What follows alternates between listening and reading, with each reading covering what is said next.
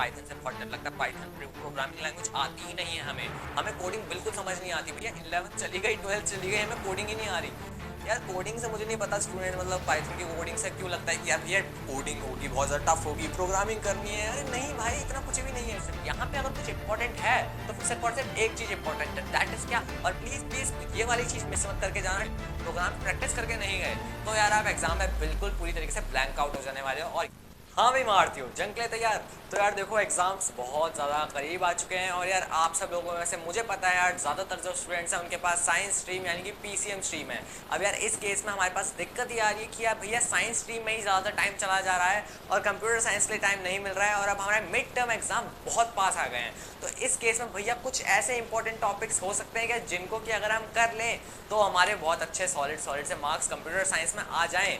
तो यार बिल्कुल यार ऐसे कुछ टॉपिक्स हैं, कुछ टॉपिक्स मैंने प्रीवियस ईयर्स जो 11th क्लास के कुछ पेपर्स इधर उधर स्टूडेंट से मार्क कर उन टॉपिक्स को ऐसे रिसर्च कर रखा है जिससे कि यार मुझे पता लगा है कि किस टाइप के क्वेश्चंस टीचर्स फ्रिक्वेंटली पूछते हैं।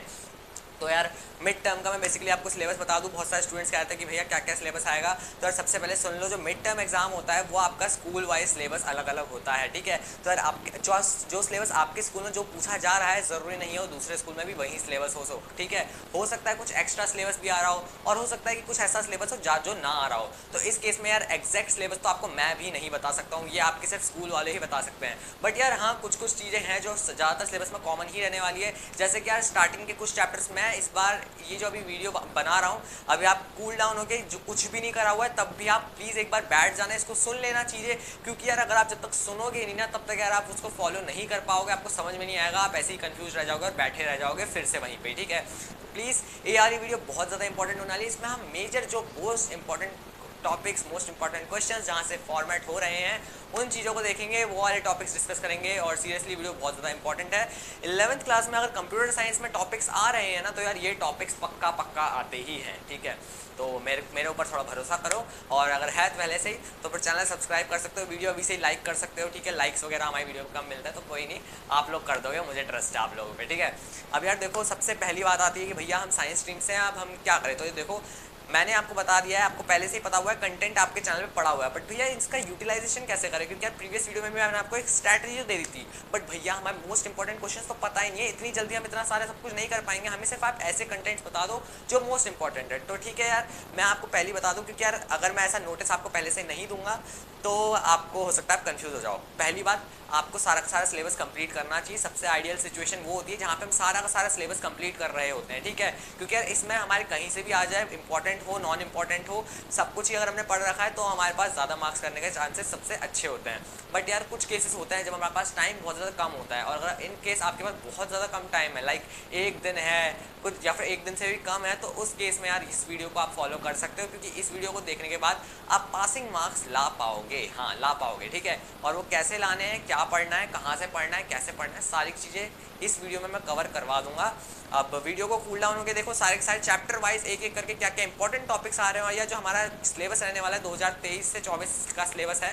बट मिड टर्म का सिलेबस कुछ लास्ट पोर्शन नहीं होगा, जो मेजर पोर्शन जो होगा मैं वहीं डिस्कस करूंगा, जो ज़्यादातर स्टूडेंट्स ने मेरे को टेलीग्राम पे बताया है। और अगर आपने टेलीग्राम ग्रुप ज्वाइन नहीं किया तो फिर टेलीग्राम ग्रुप भी ज्वाइन कर लेना। और वीडियो लेट हो गई है और कई सारे स्टूडेंट्स वीडियो स्टार्ट्स दिस पे लगा देंगे 3 मिनट दिस, तो वो भी कोई नहीं चलेगा। सो चलो स्टार्ट करते हैं। तो देखो यार सामने आपको स्क्रीन पे आपका सिलेबस दिख रहा होगा। भैया अब आप सिलेबस में से बताओगे जी हाँ, तो आपका ये मेजर सिलेबस है। ये आपका यार मेन जो आपका एग्जाम होना है, ये सारा का सारा वही वाला मेन आपका सिलेबस है 2023 से 24 का। बट जो चैप्टर्स इंपॉर्टेंट आ रहे हैं, सिर्फ मैं उन्हीं चैप्टर से क्या क्या इंपॉर्टेंट टॉपिक्स हैं वो आपको बता दूंगा, ठीक है। क्या ज़्यादा आता है, क्या ज़्यादा पूछा जाता है, यही बता दूंगा। और प्लीज़ इनको मेजरली नोट डाउन कर लेना। अलग से जो मैं बोलूँगा कि हाँ ये ज़्यादा इंपॉर्टेंट है तो इसको अलग से लिख लेना। बाकी जो एवरेज है यार वो एक अलग टॉपिक्स होता है, ठीक है। ऐसे तो पूरा पूरा चैप्टर ही कवर हो जाएगा, तो मैं पूरा चैप्टर नहीं बताऊंगा, सिर्फ वो टॉपिक्स बताऊंगा जो एक्चुअल में आपके एग्जाम में आने की सबसे ज़्यादा हाई चांसेस रखते हैं। तो अब जैसे कि सबसे पहले यार ये सब कुछ हमारा काम का नहीं है, सबसे पहले हम आ जाते हैं यहाँ पे यूनिट वाइज सिलेबस पे। तो यार यहाँ पे आपका यूनिट 1 जो आता है, सबसे पहले मैं आपको बता दूँ, आप सुमिता अरोड़ा फॉलो कर रहे हो, आप प्रीति अरोड़ा फॉलो कर रहे हो, आप एनसीईआरटी फॉलो कर रहे हो, या फिर आप कोई और बुक फॉलो कर रहे हो, सिलेबस आपका सब कुछ सेम ही रहने वाला है, कंटेंट आपका सेम ही रहने वाला है, बस को लिखने का तरीका अलग अलग है, चैप्टर का डिवीजन थोड़ा अलग अलग तरीके से कर रखा है। टेलीग्राम ग्रुप अगर आप हमारा ज्वाइन कर लेते तो वहाँ पे सारी चैप्टर रिलेटेड सब कुछ इन्फॉर्मेशन आपको इजीली एक्सेस कर सकते हो, ठीक है। तो यहाँ पे आपको सबसे पहले दिख रहा है बेसिक कंप्यूटर ऑर्गेनाइजेशन। यार कंप्यूटर सिस्टम वाला जो हमारा चैप्टर 1 एनसीईआरटी का है, दैट इज क्या कंप्यूटर सिस्टम, एंड शायद सुमिता अरोड़ा में कंप्यूटर सिस्टम का ही नाम का कंप्यूटर ओवरव्यू टाइप का कोई चैप्टर है। तो यार ये वाला चैप्टर मैं आपको बता दूँ पूरा का पूरा थ्योरेटिकल है, ठीक है।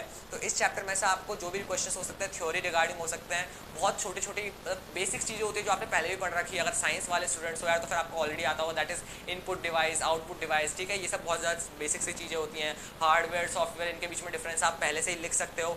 और यार मेमोरी, प्राइमरी, कैश, ठीक है, ये आपको थोड़ा बहुत ऊपर से देख लेना, मैं नहीं चाहूँगा कि इसमें डीप जाओ। अब यार आपको जाना कहाँ से है, KB, MB, GB, TB, इनका रिलेशंस याद कर लेना, क्योंकि हो सकता है कि वो फिल इन द ब्लैंक्स में टीचर कोई भी टाइप का क्वेश्चन फॉर्मेट कर दे। KB, GB मतलब कि 1 GB में कितने KB होते हैं, या फिर 1 GB में कितने MB होते हैं, तो आपको पता होना चाहिए 1024 MBs होते हैं 1 GB के अंदर, ठीक है। तो इसी टाइप के रिलेशंस ईजी है याद करना, जल्दी से कर लोगे, 5 मिनट भी नहीं लगने मुश्किल से, ईजिली ये चीज़ हो जाएगी। उसके बाद यार ऊपर वाला जो आपका टॉपिक सारा का सारा CPU एक इंपॉर्टेंट टॉपिक, और यार बचपन से भी हम पढ़ के आ रहे हैं भैया सेंट्रल प्रोसेसिंग यूनिट जैसी चीज़ें, ठीक है। तो इसके ऊपर हम मत बोलना कि यार आपको आता नहीं है। तो बेसिक चीज़ें बहुत ज़्यादा, CPU क्या होता है, और CPU के 2 पार्ट्स होता है, ALU and CU, arithmetic logical unit and control unit. बहुत बेसिक चीज़ है, मतलब अगर आप इस ओवरऑल चैप्टर को पढ़ना चाहोगे ना, मैंने तो अपने यूट्यूब चैनल में शायद 40-45 मिनट्स के अंदर कवर करा रखा है, और आप लोग भी कर लोगे, बिल्कुल टेंशन लेने वाली बात नहीं है। आगे बढ़ जाते हैं भैया क्या ये सब चीज़ें इंपॉर्टेंट हैं? हाँ यार इंपॉर्टेंट है, बट उस लेवल पे मैं इसको इंपॉर्टेंट नहीं बोलूँगा। आप लोगों को पढ़ना ज़रूर से है, बट मैं इसको ये नहीं कह रहा कि ये पक्का आएगा ही आएगा कुछ ना कुछ इसमें से, ठीक है। मैं ये नहीं कह रहा आएगा किसमें से भैया, सॉफ्टवेयर। यार सॉफ्टवेयर एक ऐसी चीज़ है इस चैप्टर में, सॉफ्टवेयर और जो आपका इंटरप्रेटर और कंपाइलर, 2 ऐसी चीज़ें बहुत ध्यान से सुनना। कंपाइलर और इंटरप्रेटर यार ये बहुत ज़्यादा इंपॉर्टेंट रहता है, ठीक है। यहाँ से क्वेश्चंस फॉर्मेट हो जाता है डायरेक्टली। कंपाइलर क्या होता है, इंटरप्रेटर क्या होता है, ये चीज़ें ईजिली पूछी जाती हैं। अभी भी अलग से कहीं पे नोट कर लो, मार्क कर लो, कोई भी बुक ले रखी है वहाँ पे लिख लो, ठीक है। क्योंकि यार ये चीज़ बार बार अगर आप छोड़ के जाते हो तो यार बहुत कुछ आप मिस कर रहे हो इस चैप्टर में से, ठीक है। तो जैसे कि आपको यहाँ पे दिख रहा है लैंग्वेज ट्रांसलेटर्स के अंदर assembler, compiler, interpreter and application software अगर आपको पढ़ लेना है कि जैसे कि एक ऑपरेटिंग सिस्टम है, ऑपरेटिंग सिस्टम का एग्जांपल ले लिया कुछ भी, जैसे कि विंडोज़ हो गई, लिनक्स हो गई, इसके एग्जांपल्स लिख लिए 2-3, ठीक है। और साथ में सिस्टम यूटिलिटीज़, डिवाइस ड्राइवर्स क्या हो सकते हैं, ये थोड़ा बहुत पढ़ के चले जाओगे ना ऊपर से, तो आप इजीली इसको एग्जाम में फॉर्मेट कर पाओगे। तो ये चीज़ आपकी हो गई। तो यार इसको मुश्किल से अगर आप पढ़ते हो तो इसको आपको 1 घंटे में, मैं आपको ट्रस्ट में, अगर आप इसको दिल लगा के पढ़ोगे तो 1 घंटे में पूरा चैप्टर हो जाएगा। उसके बाद आखिरी में एक बार रिवीजन मार लेना, बस बहुत सॉलिड हो जाएगा चैप्टर, ट्रस्ट में, ठीक है। इसका दिया OS ऑपरेटिंग सिस्टम के बारे में पढ़ना पड़ेगा आपको, इसके फंक्शंस पढ़ने पड़ेंगे, कैसे कैसे ऑपरेटिंग सिस्टम के फंक्शंस होते हैं, और ऑपरेटिंग सिस्टम का यूजर इंटरफेस यार बहुत ईजी चीज़ है लिटरली। सीरियसली अगर आप NCERT में यार क्यों नहीं पढ़ रहे हो यार, सीरियसली फर्स्ट चैप्टर बहुत ईजी है, सीरियसली इसको अगर आप पढ़ लेते हो ना तो बहुत अच्छे खासे मार्क्स आप ला सकते हो, ठीक है। अगर आपके इस सिलेबस में आ रहा है तो इसको भी पढ़ने के रखना, इसको स्किप करने की गलती मत कर देना। अगला most important Boolean logic, nor, and, और, नैंड। यार यहाँ से जो ट्रुथ टेबल्स पूछी जाती हैं डायरेक्टली, ठीक है। ट्रुथ टेबल्स क्या होती हैं भैया, एक्स और वाई वाली, जहाँ पे आप एक्स और वाई का रिलेशन कर रहे हो, ठीक है। डी मॉर्गन्स लॉ आपसे पूछा जा सकता है अगर आपके सिलेबस में आ रहा है, ये बहुत इंपॉर्टेंट चीज़ है। कोई भी अगर लॉ होता है ना किसी चैप्टर में तो ध्यान रखो वो हमेशा ही इंपॉर्टेंट होता है, चाहे आपका फिजिक्स हो, केमिस्ट्री हो, मैथ्स में तो हाँ मैथ्स में भी होता है ऑब्वियसली। तो जहाँ पे भी लॉ आ रहा है ना तो उस लॉ को हमेशा स्पेशली नोट डाउन करके रखो, ठीक है। और यहाँ पे तो समझ लो पूरे चैप्टर में सिर्फ एक सिंगल लॉ है। और कुछ स्टूडेंट कहते हैं कि भैया इसके अलावा और कोई 1-2 लॉ आ रहे हैं, तो यार अगर आपका ऐसा केस है कि स्कूल में आपको बता रखा है कि यार ये 1-2 लॉ और हैं तो प्लीज़ उनको भी कर लेना, ठीक है। बट CBSE के सिलेबस के हिसाब से सिर्फ एक लॉ है हमारा सिलेबस में, that is D Morgan's law. इसके अलावा आपको स्कूल वालों ने बता रखा है तो फिर प्लीज़ स्कूल वालों को फॉलो करना, ठीक है। ये हो गया। इसके बाद यार हमारा आता है लॉजिक सर्किट्स आप बनाना सीख जाओगे, बहुत ईजी होता है, मतलब ट्राइंगल से लाइन वाले वो सारा आप एक बार देख लोगे ना ऊपर से, तो यार साइंस पढ़ रहे हो आप ईजिली कर लोगे ये सब चीज़ें। और बाकी ये मत समझना कॉमर्स वाले और आर्ट्स वाले लेफ्ट आउट हो गए, नहीं यार, ठीक है। आप लोगों की भी याद है, बट हाँ ठीक है। तो आप लोग थोड़ा और ज़्यादा डिटेल में जाना, जो भी चीज़ अगर आपको समझ में ना आए, टाइम कम है आई नो, बट यहाँ पे इसको टाइम देना पड़ेगा। टाइम देने वाली चीज़ क्या है, ट्रुथ टेबल और D Morgan's law, logic circuit समझ लेना कैसे सर्किट्स काम कर रहे हैं। मैंने पढ़ा रखा है, ये बहुत कम टाइम में पढ़ा रखा है, विश्वास नहीं होगा आपको कि डिटेल में इतने अच्छे से पढ़ा रखा है।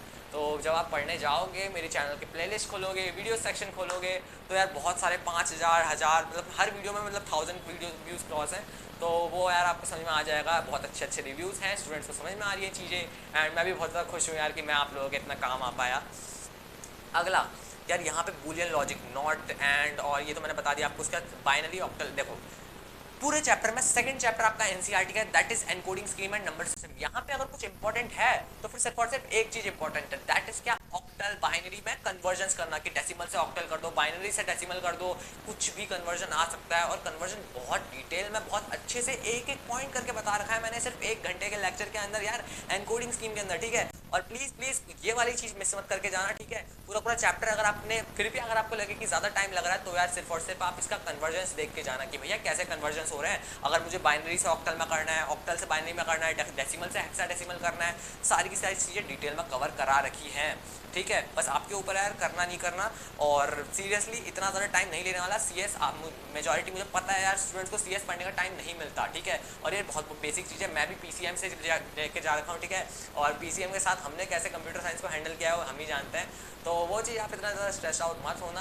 But the thing is important topics को पढ़ के रखो और रिवीजन ज़्यादा रखो। अपनी कैच पकड़ जो आपके टॉपिक्स पे बहुत लिमिटेड टॉपिक्स है उनको पकड़ जो है उन पर अच्छी रखो, ठीक है। यहाँ पे ओवरऑल मैं बताऊँ तो फिर एक तो आपका जो बोलिए ये जो आपका नंबर सिस्टम है कन्वर्जन वाला, एक ये बहुत ज़्यादा इंपॉर्टेंट है। दूसरा यार आपका यहाँ पे language translator, assembler, compiler, interpreter, ये सब कुछ इंपॉर्टेंट, ठीक है। 2 चीज़ मैंने मोस्ट इंपॉर्टेंट में लिया, सब कुछ नहीं बोल रहा आपको इंपॉर्टेंट। देन यार इसके बाद आपका बीच में एनकोडिंग स्कीम्स, एनकोडिंग स्कीम्स अगर आपकी आ रही है तो फिर यहाँ पे ASCII की फुल फॉर्म, ISCII की फुल फॉर्म, ठीक है। और यूनिकोड की तो कुछ नहीं होती, बट 2 ही चीज़ें, ASCII that is American standard code of information interchange, और ISCII Indian standard code of information interchange. बहुत ईजी है, ठीक है, ईजिली हो जाएगा ये। और ज़्यादा इसमें कुछ पढ़ना मत, एनकोडिंग में ज़्यादा मत पढ़ना, बस डेफिनेशन पढ़ लेना ऊपर ऊपर से, कुछ खास मेरे को यहाँ पे दिखा नहीं। अगला यार आपका प्रॉब्लम सॉल्विंग वाला, मैं बताऊं यार मेरे टाइम में ये वाला चैप्टर डिलीट था, आपके में आ रहा है तो कोई दिक्कत नहीं है, फिर भी हमने पढ़ा रखा है, पूरे बहुत अच्छे बढ़िया से नोट्स प्रोवाइड कर रखे हैं इस चैप्टर के भी। तो यार दम लगा दो, बिल्कुल एकदम कुछ भी नहीं है यहाँ पे, पूरा पूरा थ्योरेटिकल चैप्टर है, ठीक है। प्रॉब्लम सॉल्विंग के बारे में बता रखा है, स्टेप्स ऑफ प्रॉब्लम सॉल्विंग कैसे करनी है, फ्लो चार्ट कैसे बनाना है, स्यूडो कोड कैसे लिखना है, यही सब कुछ चीज़ें यार, और ज़्यादा कुछ यहाँ पे नहीं है। देखोगे यार आप यहाँ पे एक एक करके चीज़ें, डिबगिंग, कोड, टेस्टिंग, एक बार अगर आप मेरे नोट्स देखोगे ना, बहुत ईजिली शॉर्ट क्रिस्प, और क्या ही तारीफ करूँ मैं, ठीक है। बट बहुत अच्छे नोट्स आपको मिल रहे हैं और इनको पढ़ो, इनका यूटिलाइजेशन करो। रिसोर्सेज प्रोवाइड करने का मेरा तभी फ़ायदा होगा क्योंकि यार मैंने कोई भी यहाँ पे 1 रुपया भी पेड चार्जेस आपसे नहीं लिया है, पूरी तरीके से फ्री में मैंने टेलीग्राम में नोट्स अपलोड कर रखे हैं। और इनका फ़ायदा सिर्फ तभी होगा जब आप इनको यूज़ करके इनसे कुछ आप अपना रिजल्ट में मुझे कुछ अच्छा शोकेस करोगे, ठीक है, तो फिर मुझे भी अच्छा फील होगा। अगला यार यहाँ से आपका पाइथन आ जाता है। अब भैया पाइथन में क्या करें, भैया पाइथन से बहुत डर लगता है, पाइथन प्रोग्रामिंग लैंग्वेज आती ही नहीं है हमें कोडिंग बिल्कुल समझ नहीं आती भैया। 11th चली गई, 12th चली गई, हमें कोडिंग ही नहीं आ रही यार। कोडिंग से मुझे नहीं पता स्टूडेंट मतलब पाइथन की कोडिंग से क्यों लगता है कि यार भैया कोडिंग होगी बहुत ज़्यादा टफ होगी, प्रोग्रामिंग करनी है। अरे नहीं भाई, इतना कुछ भी नहीं है, ठीक है। देखो कीप इट लाइट यार, प्रोग्रामिंग पाइथन की जो 11th क्लास की बहुत बेसिक है लिटरली, ठीक है। और ये मत सोचना कि भैया मैं करके चला गया इसलिए बोल रहा हूँ तब जाके अभी मेरे को आ गया इसलिए बोल, ना भाई ऐसा कुछ भी नहीं है, ठीक है। हमने भी 11th क्लास में ही कोडिंग करी थी, बट यार दिक्कत ये रहती है कि हमें हमारी एक दिमाग में खुद से एक इमेज बन जाती है कोडिंग लाइक बहुत ज़्यादा टफ होगा और कैसे पढ़ेंगे समझ में नहीं आ रहा भैया, हमसे नहीं होगी। यार देखो चीज़ों को खोलो, मैंने सिर्फ एक वीडियो में, लिटरली बस एक वीडियो में गेटिंग स्टार्टेड विद पाइथन के अंदर पूरा पाइथन कवर करा रखा है। अब इसके अंदर पाइथन से रिलेटेड जो भी चीज़ें, हेलो प्रोग्राम से लेके इतनी बेसिक चीज़ों से लेके एडवांस कोड कैसे फॉर्मेट करना है, फॉर लूप, व्हाइल लूप, सब कुछ एक्सप्लेन कर रखा है, ठीक है। अब यहाँ पे यार आपको जैसे कि दिख रहा होगा फीचर्स ऑफ पाइथन, एग्जीक्यूटिंग, ये सब कुछ बहुत बेसिक चीज़ें हैं। इंटरेक्टिव मोड और स्क्रिप्ट मोड के बीच में शायद 1% मतलब कुछ परसेंट है कि शायद आ जाए इंटरेक्टिव मोड और स्क्रिप्ट मोड, तो पता होना चाहिए आपको बेसिक ओवरव्यू, ताकि अगर इसके ऊपर क्वेश्चन आ जाए तो आप डिफरेंसेस लिख पाओ कि इंटरेक्टिव मोड क्या होता है और स्क्रिप्ट मोड क्या होता है, ठीक है। ये हो गया आपका। अगला है यार कैरेक्टर सेट क्या होता है पाइथन का, पाइथन में टोकन्स, यहाँ से चीज़ें इंपॉर्टेंट हो जाती है। पाइथन के टोकन्स क्या होता है, ठीक है, इसमें बहुत सारी चीज़ें आ जाएंगी आपकी, बहुत डिटेल टॉपिक है सीरियसली, ठीक है। और इसको पढ़ने जाओगे तो तुम्हारा लगा लो, मैं बता रहा हूँ आपको 2 से 3 घंटे आपको लग जाएंगे खुद से सेल्फ स्टडी के मिला के, ठीक है। वीडियो के साथ साथ सेल्फ स्टडी करोगे तो फिर 2 से 3 घंटे आपके जाने वाले हैं। तो यार सबसे पहले ट्राई करो कि पाइथन वगैरह पोर्शन पहले कवर हो जाए, क्योंकि यार थ्योरेटिकल पोर्शन हम लेटर बाद में भी कर लेंगे, ठीक है। ज़्यादा कुछ नहीं है थ्योरेटिकल पोर्शन का, क्या यार आप आखिरी में अगर पढ़ के भी चले जाते हो एक बार तो एग्जाम में आप कुछ ना कुछ लिख के आ जाओगे। बट यार यहाँ पे पाइथन का अगर आप प्रोग्राम्स नहीं करके गए, प्रोग्राम्स प्रैक्टिस करके नहीं गए, तो यार आप एग्जाम में बिल्कुल पूरी तरीके से ब्लैंक आउट हो जाने वाले हो। और ये जो कंडीशन होती है ना, जो ब्लैंक आउट हो जाने वाली कंडीशन होती है, इस कंडीशन में कभी भी मत फंसना, ठीक है। इसलिए यार मैं बिल्कुल कह रहा हूँ जहाँ पे आप कुछ भी नहीं आता आपको वो चीज़ कर लो पहले, ठीक है। यहाँ पे यार आपको क्या करना है, जो ये आपका पाइथन वाला है, आपको कीवर्ड्स, आइडेंटिफायर्स, एक बहुत इंपॉर्टेंट टॉपिक मेरे दिमाग में अभी जस्ट क्लिक हुआ है, ये मेरे एग्जाम में भी आया था, इससे पहले में भी आया था, इससे पहले में भी आया था, मतलब जितने भी एग्जाम है मोस्टली एग्जाम में ये चीज़ आता है, दैट इज आइडेंटिफायर बनाने के लिए क्या क्या कंडीशन होती हैं, ठीक है यार। अब किसी भी हम चीज़ को अगर हम आइडेंटिफायर बनाते हैं तो फिर उसके लिए कुछ कंडीशंस होती हैं, और ये मैंने अपने चैप्टर जो मैंने पढ़ा है उसमें अच्छे से पढ़ा रखा है। आप किसी और को फॉलो कर रहे हो आप उससे भी पढ़ सकते हो, ठीक है, ऐसा कुछ मैं नहीं कि अपना ही प्रमोट कर रहा हूँ, उससे भी पढ़ सकते हो। बट जो कंडीशंस होती हैं कि यार वो हमारा कभी भी कीवर्ड नहीं होना चाहिए, उसके अंदर कुछ भी हमारा अदर कैरेक्टर्स नहीं होने चाहिए, ये सारी जो चीज़ें इनको याद करके रख लेना, ठीक है। क्योंकि हो सकता है कि वो MCQ में पूछ ले कि यार फलाना फलाना उन्होंने एक दे दिया कुछ, और क्या ये मेरा आइडेंटिफायर बन सकता है, तो उसमें आपको पता लगाना पड़ेगा कि हम इसको आइडेंटिफाई लेंगे या फिर नहीं लेंगे, क्या है साइड सब कंडीशन सेटिस्फाई कर रहा है या फिर नहीं कर रहा। तो ये आपको समझ में आ गया होगा जिन्होंने थोड़ा बहुत पढ़ रखा है। जिन्होंने नहीं पढ़ रखा बुक खोलो यार, ठीक है, बुक खोलोगे तब जाके समझ में आ जाएगा। इसके बाद भैया ये L वैल्यू और R वैल्यू पढ़ लेना, ठीक है। नोट्स में मैंने समझा रखा है लेफ्ट वैल्यू राइट वैल्यू जो भी होती है, R वैल्यू L वैल्यू और R वैल्यू, बट इसका उतना कुछ नहीं है। और उसके बाद जाके आपका numbers, integer, floating, knowledge of data types में यार आपका बहुत कुछ आ जाएगा फिर तो, ठीक है। स्ट्रिंग, लिस्ट, टपल, मैंने बेसिक तरीके से आपको सब कुछ बता दूँ। स्ट्रिंग क्या होता है स्ट्रिंग वाले चैप्टर में है ही, अगर आपका स्ट्रिंग आ रहा हो और अगर आपके पास टाइम है तो स्ट्रिंग चैप्टर, लिस्ट चैप्टर भी पढ़ लेना, ठीक है। बाकी मैंने अभी टपल्स और डिक्शनरी मैंने अभी अपलोड नहीं किया है, एंड आई होप यार शायद मैं इस मिड टर्म के बाद ही उसको अपलोड कर पाऊंगा, क्योंकि मेरे ऊपर बहुत ज़्यादा लोड है अभी, ठीक है। मैं आपको इंपॉर्टेंट चीज़ बता देता हूँ, अगर आपका मिड टर्म में आ रहा है तो बेसिक सब कुछ उसके ऊपर से पढ़ लो। बाकी डिटेल में मैं आपके लिए एक लेक्चर ज़रूर बनाऊंगा, ठीक है। और लास्ट आपका सोसाइटी वाला जो रह रहा है चीज़ें, ऑपरेटर्स मैंने आपको सब कुछ बता दिया। ऑपरेटर्स वगैरह में सारे के सारे ऑपरेटर्स याद रखना कि कौन सा ऑपरेटर क्या है, जैसे कि अरिथमेटिक ऑपरेटर क्या है, स्टार आपका अरिथमेटिक ऑपरेटर होता है, फिर कौन सा ऑपरेटर होता है, ठीक है। रिलेशनल ऑपरेटर कौन से होते हैं, इनको पता होना चाहिए कि कौन सा ऑपरेटर क्या है, ठीक है। ये चीज़ें इंपॉर्टेंट है यार, एग्जाम में डायरेक्टली MCQ में पूछ लेगा कि ये फलाना फलाना कौन सा ऑपरेटर है, 4 ऑप्शन दे दिया, आप कंफ्यूज हो जाओगे, ठीक है।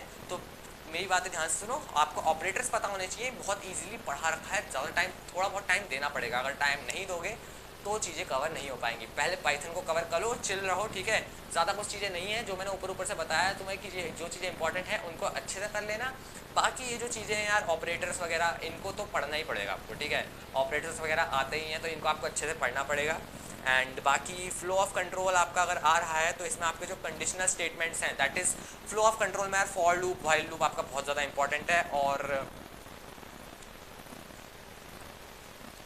कंडीशनल स्टेटमेंट्स में जैसे कि आपका इफ, एलिफ, एल्स, इनका कोड में कैसे यूज़ करना है, हो सकता है आपको कोड लिखने को दे दे, ठीक है, एग्जाम में ये भी हो सकता है, या फिर कोड दे दिया उसका आउटपुट पूछ ले कि इसका आउटपुट क्या आएगा, क्या इसमें एरर आएगा या फिर नहीं आएगा, क्या इसमें कोड में एरर कहाँ पे है, रीराइट करो कोड को, ठीक है, दोबारा से एरर लिखो, इस टाइप के क्वेश्चंस बन जाते हैं। अब यार ये आपके लिए थोड़ा ज़्यादा प्रैक्टिस वाले क्वेश्चंस होते हैं, तो इसको जब आप पाइथन अच्छे से कर लोगे, अच्छे से समझ लोगे, एक बार लेक्चर ले लोगे, उसके बाद जाके ही इस टाइप के क्वेश्चंस को देखना। अगर पहले ही क्वेश्चंस देख लोगे तो यार दिमाग आपका चकरा सकता है, आप परेशान हो जाओगे कैसे करना है भैया, है ना।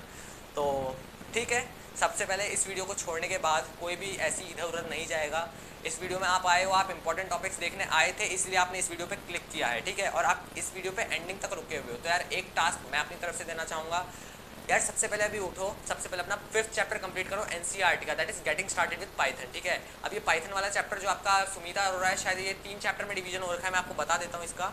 तो यार देखो, जैसे कि सुमिता अरोड़ा का चैप्टर 1 है, that is getting started with Python. Sumita Arora का ही chapter 2 that is Python fundamental, और सुमिता अरोड़ा का ही चैप्टर 3 डाटा हैंडलिंग, ठीक है। ये जो 3 चैप्टर हैं, ये तीनों चैप्टर सुमिता अरोड़ा के मैंने सिर्फ एक वीडियो में पढ़ा रखे हैं, दैट इज चैप्टर 5 वाली video getting started with Python. तो ये NCERT का चैप्टर 5 है, तो ये मैंने उसमें ये तीनों के तीनों चैप्टर्स पढ़ा रखे हैं। तो आपने सबसे पहले क्या करना है, इन तीनों चैप्टर्स को कवर कर लेना है। सुमिता अरोड़ा से पढ़ लो तो फिर सुमिता अरोड़ा से, प्रीति अरोड़ा का यार मेरे को ज़्यादा आइडिया नहीं है, मैंने उसके चैप्टर्स नहीं लिखे हैं, आप सुमिता अरोड़ा का देख लेना। बाकी अगर आप NCERT फॉलो कर रहे हो तो सिर्फ चैप्टर 5, ठीक है। तो यहाँ से आपको सबसे पहले चैप्टर 5 कर लेना है, ठीक है। सब चैप्टर 5 से पहले कुछ मत करना, चैप्टर 5 कर लिया एक बार, उसके बाद जाके आपको आ जाना है एनकोडिंग स्कीम वाले में। एनकोडिंग स्कीम वाले में आके आपको कन्वर्जन्स पढ़ने हैं सारे के सारे, ठीक है, कि भाई इससे इसमें कैसे कन्वर्जन होगा, इससे इसमें कैसे होगा। और अगर फ्लो ऑफ कंट्रोल आ रहा है तो इसके बाद फ्लो ऑफ कंट्रोल कर लेना, अगर फ्लो ऑफ कंट्रोल नहीं आ रहा तो इसके बाद सीधा आप कंप्यूटर सिस्टम पर पहुंच जाना। बाकी अगर प्रॉब्लम सॉल्विंग आ रहा है तो फिर यार उसके लिए आप लास्ट में ही टाइम देखना, प्रॉब्लम सॉल्विंग वगैरह भी स्टार्टिंग में मत करना, क्योंकि थ्योरेटिकल पोर्शन है, ठीक है। थ्योरेटिकल पोर्शन आप आखिरी में एक बार रीडिंग भी कर लोगे ना, ट्रस्ट में आप लिख के आ जाओगे कुछ ना कुछ। बट अगर आपसे कोडिंग नहीं कर पाए, आप कोडिंग आपके थोड़ा बहुत स्टार्ट नहीं की, तो यार आप कोडिंग में बिल्कुल ब्लैंक आउट हो जाने वाले हो, ठीक है। तो यार फिलहाल के लिए, इस वीडियो के लिए इतना ही। मैं आपके लिए पूरा साथ में हूँ, ठीक है। आपको और जो कुछ भी चाहिए पूरी तरीके से मैं आपका साथ दे रहा हूँ अभी इस कंप्यूटर साइंस में।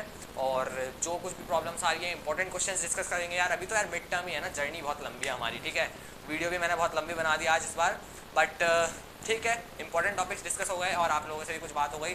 तो यार हमारी जो जर्नी है बहुत ज़्यादा लंबी है, जो लोग अभी तक इस वीडियो को देख रहे हैं, तो कृपया कर आप साथ चलें, ठीक है। मैं आप लोगों के साथ चल रहा हूँ बिल्कुल, तो मेरे ऊपर ट्रस्ट करो यार। बहुत सारे स्टूडेंट्स ने पिछली बार 12th क्लास में भी ट्रस्ट किया था और इस बार भी 11th का बहुत बड़ा बैच हमारे साथ चल रहा है इसी सिलेबस को लेके। तो आई नो जिम्मेदारी बहुत बड़ी है मेरे ऊपर भी, तो आप लोग यार ट्रस्ट रखो बिल्कुल। और एक से एक ऐसा बेस्ट कंटेंट लाऊंगा मैं, क्या पूरे यूट्यूब में इससे बेटर कंप्यूटर साइंस के लिए कोई कंटेंट नहीं ला सकता, ठीक है।